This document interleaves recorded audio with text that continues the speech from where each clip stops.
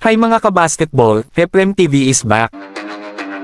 NBA trade rumors, stats, analysis, and more.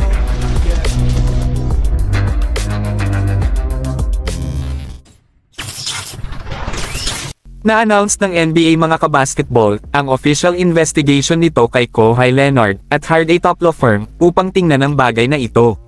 Di nagtagal matapos ang investigation, ay na-announce ang mga akusasyon, ang The Athletic senior NBA writer na si Sam Amick mga kabasketball, ay tinalakay si Kawhi Leonard na potensyal na mawala ang kanyang kontrata sa NBA bilang isang consequence ng mga natuklasan sa investigation.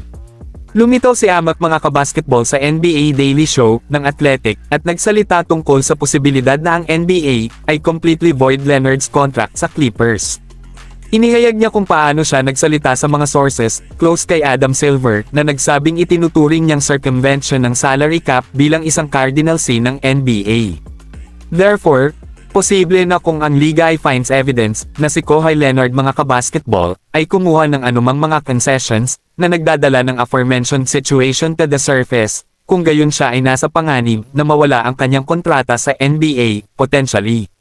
Gayunpaman, kinuha ni Kawhi Leonard ang maximum salary na possibly could in every season ng kanyang initial extension ng kontrata right before this allegedly fraudulent deal.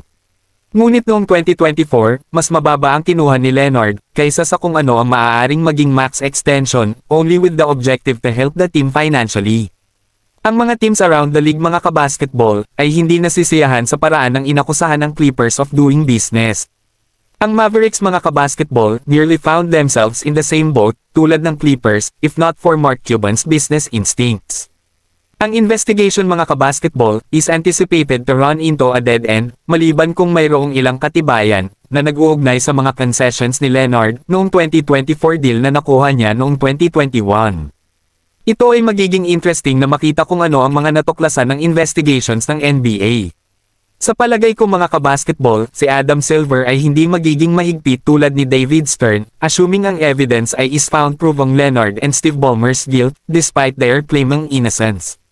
Kung napatunayang nagkasala, malamang nahaharapin ni Leonard ang isang suspensyon, ngunit ang pag-voiding sa isang kontrata ay tila masyadong matindi para kay Silver, considering his history.